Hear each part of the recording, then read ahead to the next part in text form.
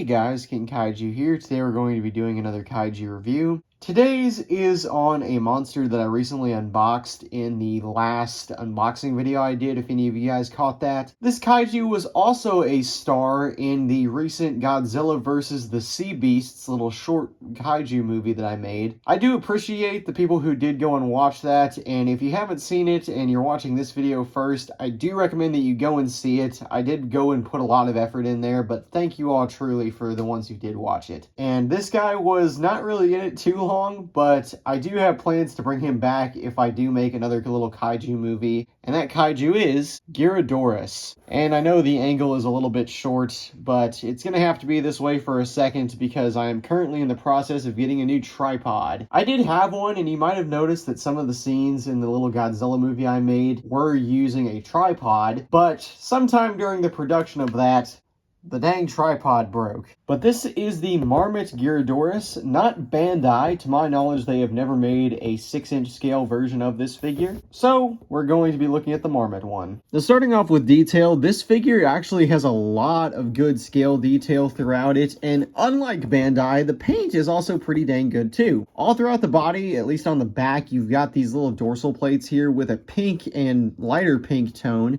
and it even runs onto the tail with the same amount of paint added, and it looks pretty good. The head also has a lot of good detail, although I did also mention this whenever I unboxed him. He does look pretty goofy, and it's not helped by the fact that his eyes have a slight red tone, which just makes him look stoned. But other than that, I do think that the paint and detail work is very, very good. You may also notice that the legs are kind of molded into each other here. This is sort of part of the original design, but part of me wishes they could have made them separate pieces, at least to some extent. But detail is pretty good overall. I would say that it's a lot better than most Bandai figures, or at least the recent ones I've been looking at. As for articulation, you might have noticed me playing with the head. It can turn a long ways around, and I don't know if it can go 360, but I really don't want to try because it gets stiff after a while, but you can kind of get them to turn side to side a little bit. The tail is kind of the same story. It barely rotates, but there's at least something there if you really want to. So 2 points, but I mean, really what else could you really ask for on this guy?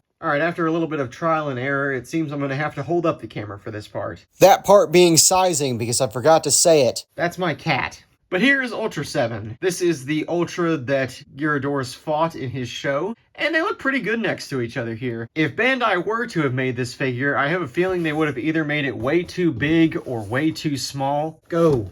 Go. And next up, I just wanted to compare him to some other quadruped monsters, the first of which being Methuselah. I always like pulling this guy out. That's really the only other reason besides him being a quadruped that I'm using him here. And they look really good next to each other too. Kind of goes to show that Methuselah is huge and Giradorus really isn't. And then finally for sizing, I'm going to pull out the Bandai Varan. And again, they look pretty good next to each other. Varan is not taller, but he is like overall bigger in my opinion, just because of his width and because of his length. But yeah, pretty cool monster matchup here. And that is the Marmit Giradorus for you. This is a figure that has been out for quite some years now, and gradually over time it has been getting a lot rarer. I have seen it in box go for like $130. I wouldn't pay next to nothing for it, to be honest with you. I think at most it would probably be worth like $30, to be honest. But because of its rarity and not many people having it or wanting to get rid of it, it goes for a lot. So I would say that if you can get it for less than like